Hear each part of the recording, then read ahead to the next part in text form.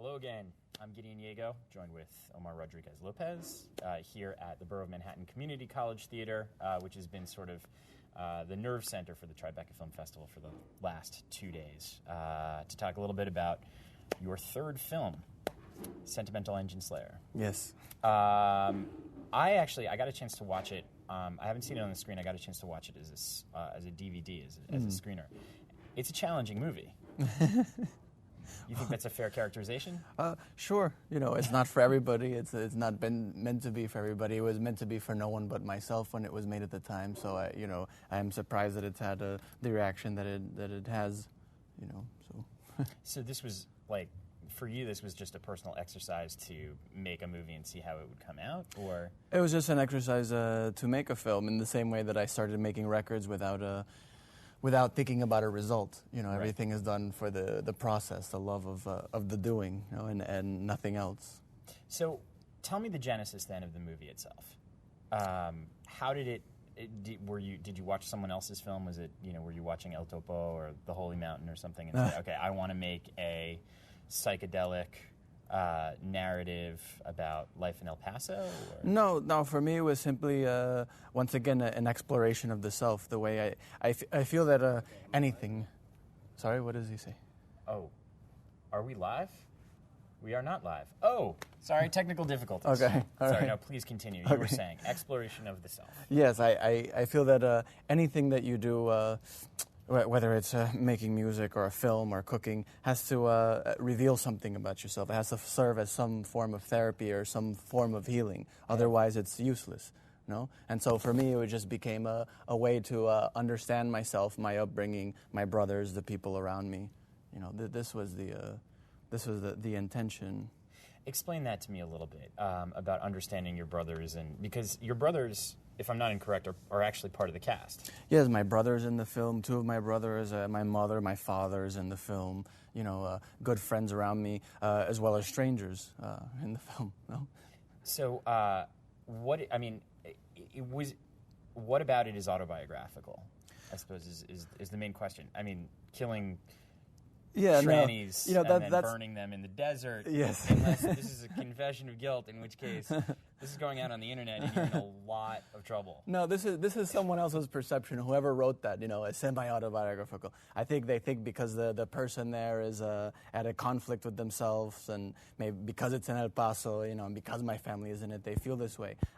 When they ask me, I have to agree only because it comes from my mind. So even that aspect of it, if I imagined it, if I dreamed it, then it exists. My dreaming life, my dreaming reality is just as real as this reality, as this dream that we present to ourselves now. So since I was a child to until I made this movie, I had the reoccurring dream about having to bury a body that I don't know if I killed or not. And it's this reoccurring nightmare for me. And so I push this nightmare out by making the film. And when I speak with my father about the nightmare, then we analyze it and we say that maybe this body is, again, part of my old self and me trying to bury my old self and find my identity. And for me, this is what the film is about. This is about the tranny or burying it. This is the surface of it. And right. So for me, it's the search for identity. I come from Puerto Rico, which is a Caribbean Spanish. It's a completely different dialect than what the Mexican people have. I lived there for 5 years. I moved to Mexico when I was 5, and then I'm surrounded by Mexicans. And then they laugh at my Caribbean accent, and we don't have words that mean the same things, And then we moved to the United States, and then there I become Americanized, And so then, again, we all have this search for identity, which is to say, am I my mother, am I my father, am I my bloodline, am I my friends, am I my environment? How do I define myself? And then if you pull a plant out of its roots and try to plant it somewhere else, then that's a whole other level of searching for identity, which is, what part of me exists now after all this moving around. Now that you've actually told this story, where do you find yourself going? Because I know that you've actually made, is it 1 or 2 films since? Or you've worked on 2 I've films made since? 2 films since, yes. Okay, and do you continue to tell similar stories about identity, or are they also these sort of hallucinatory, is that a correct word, or would you say there's no real barrier between dream state and waking state? Yeah. There's something about the editing style, and there's something, that would be my qualification, or to use a comparison to the kind of music that you make. not that it's atonal, but that, there's the distortion, the noise, that is present in your filmmaking. Do you think that that's a fair characterization? Sure, but I think this is an expression of how I view life. No, right. For me, everything seems distorted and everything seems surreal. And if you go to a place like Mexico City, you know what I'm talking about. Right. You know about everyday life things, and then all of a sudden someone sets up an amusement park in the middle of the street on a busy street, and you say, "What is this?" Right. No, and so everything becomes distorted, and everything makes you question yourself. Everything is surreal. Right now, I try to speak with you, but there's a camera there, so I know right. something else is happening. The man is speaking behind the camera. I am trying to focus on my words. You know what I mean? There's people in the corner. Everything becomes distorted, and so this conversation is not a conversation. No, and if I fall in love, am I in love or am I in lust with this person? Right. No, and if I'm angry at my father, am I angry at him or am I angry at myself? It's something of myself I see in my father. No? Right. Now, is it? By the way, is that your dad who's actually playing sort of the therapist dad in the movie? Yes, this is my father. Okay. So walk me through who is everyone in the cast. Because I know you have sort of a doppelganger relationship with a kid that you sort of see repeatedly, and that's your little brother? Yes. Okay, so who's who in the cast? Can you walk me through? You mean as far as actual family? Actual family. As actual family, the young man who Barlam thinks looks like him and might be the missing piece to his identity and understanding the family tree, this is my brother. The transvestite that unfortunately is killed or not killed, no? Right. This is my other brother. Though he's older, he's 23 or something. The father in the film, this is my father. The missing mother, this is my mother. No? And for me, the mother was missing. I spent so much time with my mother, but somehow in my memories, my mother's missing. Why? Because I think my father's God when I'm little. No? Right. And I want to be like him. He's a musician. I want to be like him. He's a doctor. I want to help people. I want to be like him. At some point, I have to destroy my father and say, who am I? And so I leave. And when I leave, I realize, what are my memories of my mother? If I spend so much time with my mother, what are my memories of my mother? And what is my relationship to her? And so this film makes me understand my relationship to my mother. This film makes me understand my relationship to my father. And when I ask him a question, when we make a scene and I ask him a question through the character, I ask him a question in real life. Again, it has to be personal, and it has to relate to my life, or otherwise it's a waste of time for me. Otherwise it's entertainment, which is fine too, but that's for someone else. Right. My path is that of, I want to be a better person, no? So you didn't want to make a movie that was entertainment. You wanted to make a movie that was more about challenging form, creating myth, an expression of your own psychology. You would look at this more as a piece of art or a piece of cinema art than as, let's just say, a movie? I just see it as a search and as expression. Right. No, I think art is a subjective term, and I think art is a term that people use in a very bourgeois context, which is a lot of artists look down their nose, no, sure. And they say the football player. I'm an artist. He's a football player. Right. I think we're all creating and we're all trying to express ourselves, no matter what we're doing. Some people do it through destruction. Some people do it through sex. Some people do it through organization. Some people do it through painting. I think the biggest, if you want to talk about art, the biggest artistic project you could achieve is to have a family. If you can raise a good family, this is a gigantic art project that happens forever and ever, and you can't turn away from it no matter what you want to do. That's fair enough. I had read this Wired.com interview that you gave right when this had gone into, was it the Rotterdam Film Festival? Or the Yes. Right as this was had sort of debuted there, and where you had said that you thought that the convenience with which people had sort of approached narratives and just in modern life had caused us to lose a certain kind of mythic or primal narrative that you were trying to sort of replicate in this film. And this is just a paraphrase, ladies and gentlemen. Is that, and again, I'm just trying to get into the storytelling of the film itself and the genesis of the film itself. Was that just something that you were consciously railing against when you were in the editing room and when you were writing the script for this? It's just everything had to be a sort of a self-contained little mythic moment for this character for Barlam, this character in El Paso, because you didn't want it to be convenient, because you didn't want it to be just a straightforward. I don't know. Maybe that was in my unconscious mind. Okay. In my conscious mind, when I write this on the wire for that interview, what I'm saying is that, again, since everything is personal, you put all your fears and all your desires into a film, into any project, into relationships. And for me, one of my biggest fears is where are we headed if we're losing the power of myth?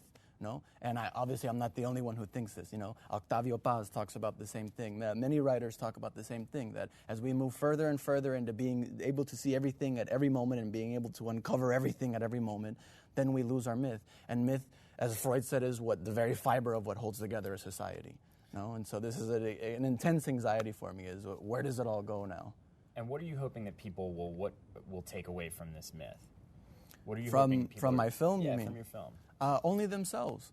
My biggest aspiration now that the film is out there and is going to be seen by people is that if they walk away with some part of themselves, then I'm happy. Which is to say that, that no matter when we went to Rotterdam, right. I was so terrified. I go, how are these people going to relate to my film? They don't know Latino culture, and the English that's spoken in this film is very particular to that region. Right.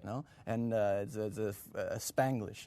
Right. And but at the end, when we do the Q&A, the people raise their hands and they say, oh, I related to this feeling of not understanding male advice. I related to being at a party and you walk through, but yet no one looks at you. No? And so if they're walking away from themselves, then I'm happy, because it means that at the end of it all, culture, color of skin, sexuality, we're all the same. We all have the same questions, and we all have the same desires and the same fears. Can you tell me about the movies that you've made since, and the way that you've developed sort of as a director? Because I think most people who are probably watching this now either know you from At the Drive-In or from Mars Volta.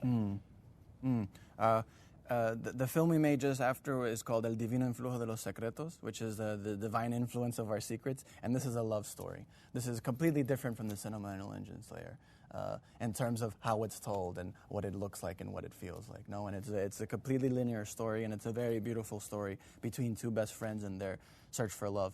Yes, the themes will be the same, I feel, because these are my neurosis. No, this is what I want to push out, so it's the same. If you listen to At the Drive-In or Mars Volta or any of those things, these are things that I'm constantly trying to push out of myself so that I can be empty, so that I can receive something new. I want a new personality. I don't want the sick personality that has been molded for me, by society and by family and by my family tree. No, I want to be what I was in the womb of my mother, when you're created as a perfect example of the whole universe, before your mother has fear and knows that you're there and says, do I want this child or not? And then so on and so forth, no? The blank slate. Yes. Okay, fair enough. And then the third movie, the third film that you've churned out. The other one is called Boiling Death Request, and this is more of, I think, what someone would expect. It's just more of a concert film documentary about a solo tour that we did in Europe and in Russia. And and the Mars Volta. Myself as a solo artist, and we meaning, it's the same musicians as Mars Volta, and it's the same, the cameraman is the same cameraman in my film. It's this collective, this group of people that come together to have this experience all over the world, or in Russia. When we made this love story, we made it in Juarez at what we thought at the time was the height of the drug war there. So we're making a love story while there's military in the street shooting and people are dying every day, 10 people are dying every day, and I have to convince every day my camera crew that they shouldn't leave, that this is okay. Did you shoot this movie on film or did you shoot it on DV? This was shot on HD on an HVX 200 with a 35 millimeter adapter and using real 35 millimeter lenses. And how did you raise the money for this? Because I know John Frusciante is one of the executive producers. Did he chip in? Or Yes. He get other friends in the film community? I talked about it enough until he said, "Here, I'll give you some money to make the film." As one psychedelic guitarist to the next. Yes, as a good friend, as a good friend who sees that my intention is nothing but to make this film. Right. I have no other intention, and this is the way he operates also. So he gave me a very small amount of money, a very modest amount of money, but it was money that came completely from the heart. So I always say it lasted way more than it should have, because it was honest money. You hear a lot of people sort of lament at the festival broadly that independent film in particular has had a hard time raising the kind of finances to make the movies that they want to make, to tell the stories that they want to tell. It seems like you operate very, very well on a shoestring, and I was wondering what the total cost of this film was and how long it took you to shoot it. The total cost of the film is something I'm not supposed to say. Okay, we'll keep it that under wraps. According to everyone who now wants to work with me on this other side of the film. Right, no? Understandable, okay. How long it took to make... I think it was 2 months. I think we shot for 2 weeks. doing 16-hour days. But before that, I had to have the people that I don't know in the film and that aren't from El Paso. They have to come and they have to know El Paso to understand it, and they have to get the El Paso accent and they have to get the atmosphere of El Paso. And how long did it take you to write the script? The script, maybe a week. I don't know. It's the same way that I make records. I don't want to think. I don't want to be part of my intellect. The whole thing's just an explosive experience. It all has to come from the heart. Yes, I have to. I always say it's a leaky sink. We all have the mind that doesn't quiet. No, we wake up in the morning and say, "Oh, I got to do this thing. I got to meet that guy at 10:30. Yeah, I should take a bath, but then maybe I may be late. I'll go early." And then before you go to bed, your mind is still going, "I got to get some sleep. That dog won't shut up. I got to do," And so you channel all that into a project. I mean, I always just thought that was Judaism, but please. Right? No, it's the neurosis we all suffer. Okay. It's the neurosis that every single person from every culture suffers. Some of us are better at hiding it than others, maybe, no? Fair enough. So now, do you consider yourself now primarily a filmmaker and a musician second? Or is this still something that, you're just looking to, in between recordings, in between touring, in between, going out on the road, that this becomes something that you're doing in your free time? Or is this now the primary focus of your development creatively and your expression creatively? I think just whatever comes, whatever I'm able to do at the moment. Luckily, I am not a musician. Right. Neither am I a film director. I love to cook. I do not consider myself a chef. No? Right. And so I find whatever... Professional, amateur, jack of all trades kind of thing? I am amateur everything. I am an amateur of everything, and I am a fraud of everything. No? And so I want constantly to just have a good time and play in the sandbox. That's what I'm doing. Okay. No? And so that's why for me it becomes an honor that I come to a film festival where there's real filmmakers and real directors. And I look and I learn and I see the masters and I say that's incredible. But I am not that. I do not define myself through my music. My audience defines me through my music. Like you said, people will know me from At the Drive-In to Mars Volta. I don't care about any of that. I do not define myself as a guitarist. I define myself as a person who wants to know how to love truly, and know how to be honest. I lie too much. No, we all lie too much all the time. I'm not nervous. Of course I'm nervous. No, and so I want to let go of all that. And for me, again, the medium is painting, eating, making love, a film, a music, a concert, this interview. Everything that I do becomes part of the project because you learn the Q&As. Someone has a question. They go, "Did you mean to say this?" I never thought of it that way before. Right. Yes, I did. They teach me something about myself. And so it's all, I was just at the MoMA and I see the piece. I can't remember the artist's name. I think she's Bulgarian. And they have all her life's work in there. Oh, Marina Abramovich. Yes. Yeah, sure. They have all her life's work. You go, and then you understand, no? Right. Maybe you go and you see something in 1971, and there's one piece, and you're looking at one small piece. She's not looking at it that way. You don't understand. You go years later, you see the entire thing, and you say, of course, now I get it. This is her life. This is what she was thinking. This is what she wanted to say. Maybe also she thinks this. Right. She goes in, and she sees everything she's done because someone else says, we want to present it, and she says, of course, that's what I wanted to say. Now I can die. That's extraordinary. I was just thinking of something while you were talking about that, which I apologize for. But you had said that while you were here and feeling like an amateur and feeling like a professional jack of all trades, that you would look at these other filmmakers and say, "I'm not that thing." I've always thought the great things about Tribeca or any film festival is that you get sort of all of these people in one room or in one city for a brief period of time. I was wondering if you had a chance to kind of meet or talk to or see any other films or any other filmmakers and, have it not just be sort of I'm watching their movie and this is what I take away from it, but like an actual interaction and anybody you talk to, any directors that you've met, any sort of... And unfortunately, in this film festival, I haven't. You just went to Roma to go see the Marina Abramovich. Yes, yes, I've been doing interviews, and then the moment that I had alone, my mother and father are here, and my in-laws are here, and so I go and I eat with them, and then I go to the MoMA really quick, and I... So this is like a junket. Maybe, I don't know. Okay. Fair enough. Well, I wanted to take some questions because people are actually watching this and writing in, and I wanted to make sure that they become a part of this conversation as well. So I'm going to take some questions. I unfortunately don't have names or identifiers for who this is coming from, but this one does come to us from the virtual audience, where they want to know, do you relate your directing process in any way to your studio recording process? It's a great question. That is a good question. In a technical way, maybe. In all other ways, no. You see, making music, it's very easy to control it. This is the problem with music. You make it in one room. You make it in the studio, and you're there. And if you know how to record yourself, which I do, if you know a little bit about engineering, then you can record yourself. And if you can play all the basic instruments, which I can, then you can play everything. Right. And so you don't need anyone. And so it becomes very easy to become controlling, a dictator, et cetera, et cetera. A film, you must collaborate. Whether you want to or not, you have to let go. It's too enormous, and you have all sorts of different locations. There's all sorts of parts. There's everything. There's the human being as an instrument. There's weather to deal with. There's locations. There's store owners. There's everything, and anything can happen at any moment.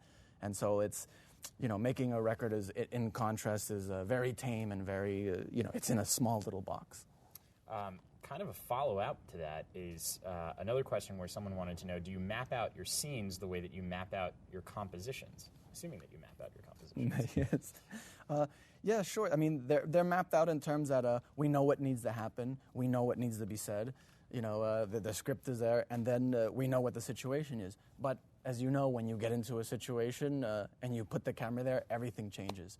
Something you thought might have been great is not so great, no? And then so you have to adjust to that. You have to always be flexible to adjust. Again, in the studio, it's not so much like this. Right. Because you could just control it and you could bend it until it fits the way you want it, which is not the healthiest way to approach something. And then the final question from online was, when are you going to release your other films? As soon as they're done. I don't know. We're still in post-production. We're doing the sound design, the funnest part. And is that, for the sound design, is that you literally just coming in and then writing the soundtrack or playing over the soundtrack, or do you work with other musicians? Or? Oh, no. Usually I do the music because that way I don't have to translate to anyone. Right. When I've done music for other people's films, they give me these abstract things that I'm supposed to translate. They said, this is, we want the one note of loneliness, with travel and the feeling of family, Sure. And so I have to translate that. D flat minor? Yeah, exactly. Luckily, there's only 12 notes in the musical scale, so I just play each one until they find the note they want. But for me, I don't have to translate. I know right away what I want, and so I put it there. And if it's not right, the film will reject it. And who's doing the editing? Who are you working with on that? Adam Thompson was the editor, a person I met during the Sentimental Engine Slayer, and I lived outside of his house for a month in a van while we edited, and this is my introduction to him. We didn't know each other. I said, I'm good. He said, where are you staying in town? What hotel are you at? The Chateau Marmara? I said, I'm in the van outside of your house. In L.A.? In L.A., yes. I'll be sleeping there. And then after the first nights of work, about 3 or 4 in the morning, I went. I didn't expect L.A. was going to be so cold at the time. I had to go back and say, do you have a blanket? That's crazy. I mean, that's guerrilla filmmaking at its best. Well, I suppose the final question is that, we've got more. Great. Awesome. Which film was the influence for the track Ambulettes? Which film was it? I don't even remember. That was so long ago. I couldn't. That was a song off of first record. I can't even remember that answer. The first Mars Volta record. Yes. Right. Sorry. Are you still in contact? What's Cedric doing now?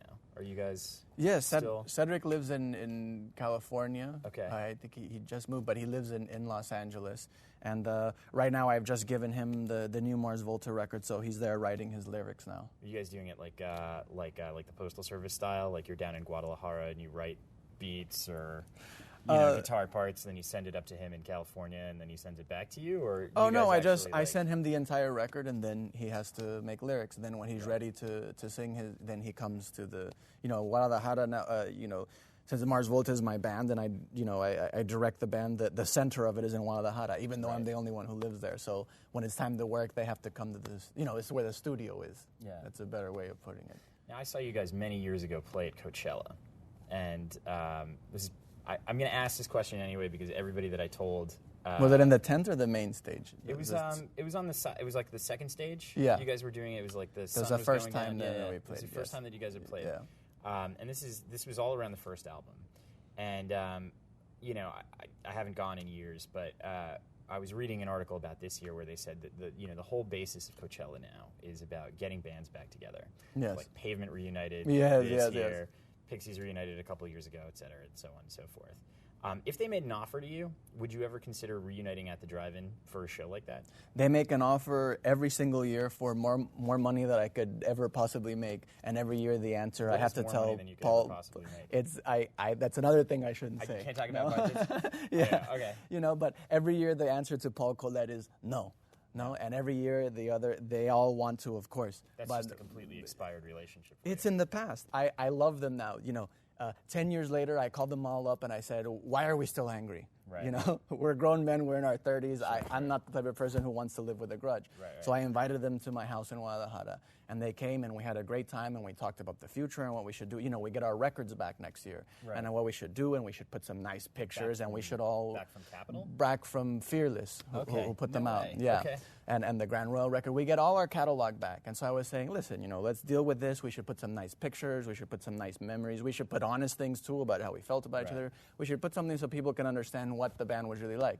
But in terms of going back and putting on a T-shirt that no longer fits me, now that I've gained weight, and playing songs that I was writing when I was 18, it was like going into an old relationship with an ex-girlfriend. It's never going to work. Beats the Morrissey response to that, which was that he would rather cut off his testicle and eat it, and he's a vegetarian, than reunite the Smiths. So, but that's coming from anger and bitterness. I don't want this. Okay. Fair enough. Well, listen, I really wanted to thank you for taking the time. Just as we're kind of coming into a close, if you could, this probably is the lamest possible thing that I could say, but for the people who are watching online and for their friends, if you wanted to pitch your film and what people should expect for the film, I wanted to give you the platform to do it. Oh, no. I don't know what to expect from my film. Okay. I wish I could say something nice about my film, and everyone tells me I should just write something down because inevitably people are going to ask me about the film. But just know that I'm searching for myself, and if you see some part of yourself in the film, then I think this is the most beautiful thing that could have happened. And if not, that's good too. A lot of times we define ourselves by what we don't want. Right. And so if someone says that's a horrible film, I would never make a film that way, then that's also a beautiful thing. Outstanding. Well, I guess that wraps it up. Thanks so much for taking the time to come and talk with us. Thank you. I have these visions now of you driving off in a 1967 Mercury Cougar. But I'm sure you have a lot of other things to do, so thanks for talking to us, and I hope you guys enjoy Sentimental Engine Slayer.